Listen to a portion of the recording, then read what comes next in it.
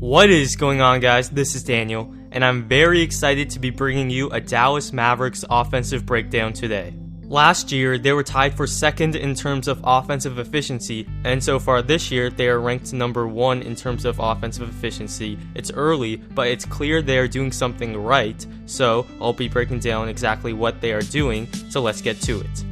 Let's first talk pick and rolls, and first notice how they move the ball well into a pick and roll, and they continue to move it. And here Monte Ellis reads the sagging big man Derek Favors steps up to guard him, so his first read is Tyson Chandler rolling to the basket. But he has to watch closely to see if a Utah player will crash down on Chandler. Here, none do, so he simply makes a bounce pass to Chandler for a dunk.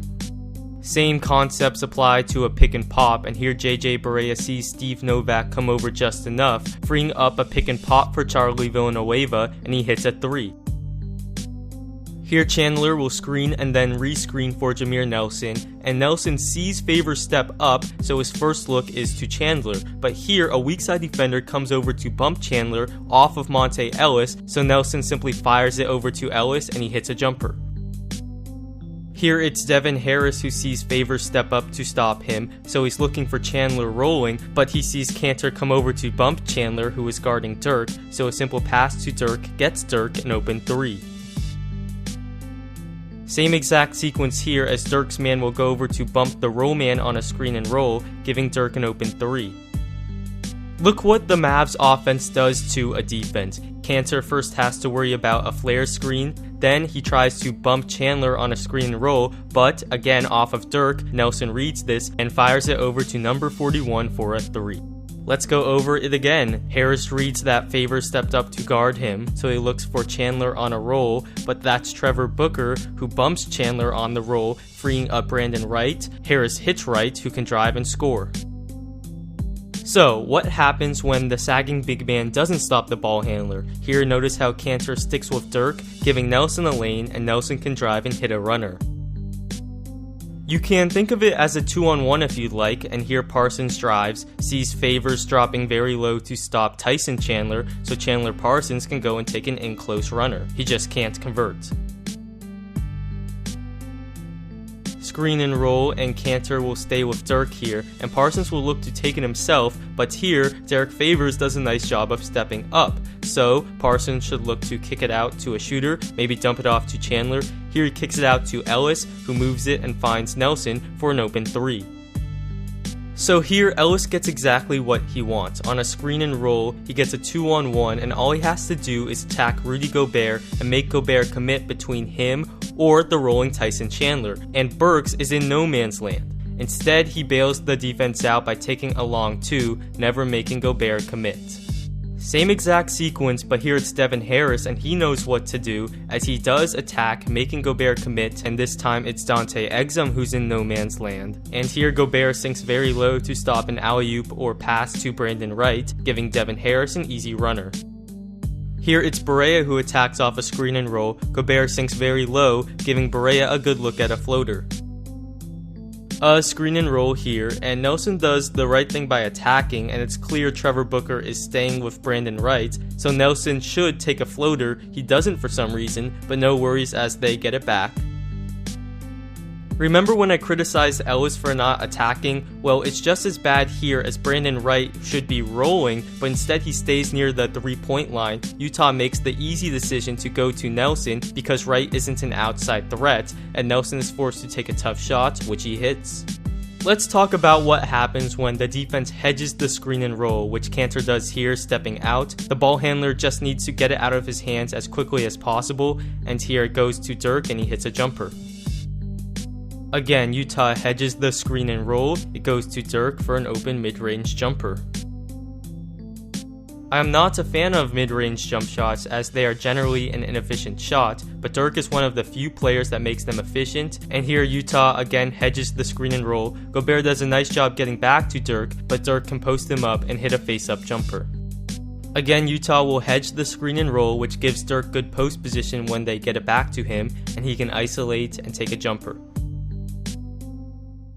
Utah hedges the screen and roll, and this is what I like to see as Dirk will roll, and look how out of position Jeremy Evans is as he hedged. Evans is trailing the play, so Barea can simply pass it to Dirk, and Dirk gives it to Wright for an easy layup. You folks at home can add this to the do not do list, as watch as Utah hedges and goes over the screen and roll. This always gives the ball handler an open lane to the basket. Ellis gets it here and he throws an alley-oop to Chandler. Again, comically, Utah will hedge and go over the screen and roll, and look how open Nelson is. He could take a runner himself, or here he dishes it out to Parsons for an open 3. Here, the Mavs will flow into a screen and roll, but instead of using the screen, Nelson will jack up a contested 3. Now let's move on to the double staggered screen and roll, and good luck stopping this. One screener will pop, the other will roll, and this gets Dallas a 2-on-1 here, but they just can't convert the alley-oop. Again, the double staggered screen and roll will result in a 2-on-1, and notice how low favors drops, giving Chandler an open floater. But remember, one player pops and one player rolls, and the player that pops has to be a good shooter. Wright isn't a good shooter, so Utah can leave that open with no fear and force a tough miss.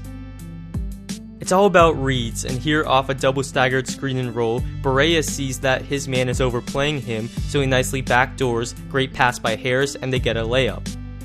A double staggered screen and roll, and sloppy screens, but they can reverse the ball and flow into a dribble handoff. And here, notice how Cantor will stay with Dirk, again a 2-on-1. Nelson reads this, takes it himself, misses a runner, but Brandon Wright puts it back in.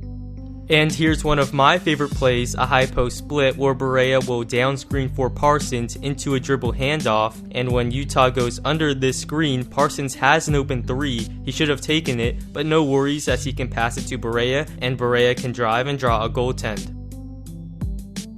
Dallas also ran this play where here at the foul line, Ellis will set a cross screen for Dirk. He curls it, gets a good post position, he just can't hit. Same play, but this time it's Greg Smith who curls it, and he gets a nice lane but gets blocked. Same play, this time it's Villanueva who gets the curl, but he can't finish. Here Wright comes off the curl, but he doesn't receive the pass. They flow into a screen and roll on top, and they nicely find Nelson for an open 3.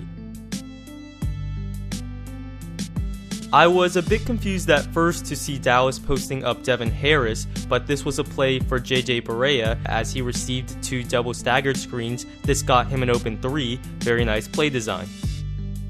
Dallas also ran some flex sets, and here Tyson Chandler will have the option of using a cross screen or a down screen. Here he chooses the down screen, which triggers Dirk to use the cross screen, and he hits a jumper. Here it's Dirk who has the first option on a flex set. He could use a cross screen or use a down screen. Here he uses the down screen and hits a jumper. Here's a play where they'll first set a screen and roll, and since Utah hedged this screen and roll, Dallas could have gone high-low, as look how open Aminu is. He doesn't receive the pass, but no problem, as they run him off a double staggered screen, which is just a setup for a flare screen for Charlie Villanueva, who gets an open 3. Exceptional play design. Horns is an offensive set with 2 wings in the corner, 2 high post players, and the point guard with the ball up top. The Mavs run the basic screen and roll, and they use it as a setup for a screen and roll on the opposite side, and here they run it, and Ellis nicely finds Chandler for an and 1. Same thing here, and usually when an on-ball defender goes under the screen and roll, the ball handler can take an open jumper, but here Devin Harris attacks anyway and draws a foul.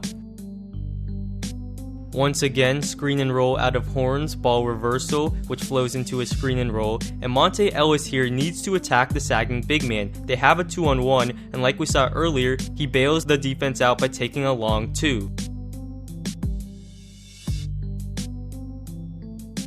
Once more they run this, and things get a bit stagnant, and Tyson Chandler makes no contact on this screen and roll, forcing Chandler Parsons into a tough miss. Well, there you have it, guys. You can see how it's not too complicated. They run some plays, but it's more about basic reads and concepts on screen and rolls. Their spacing is excellent, and they have a lot of guards who understand all these reads. So, thanks for watching, and see you next time.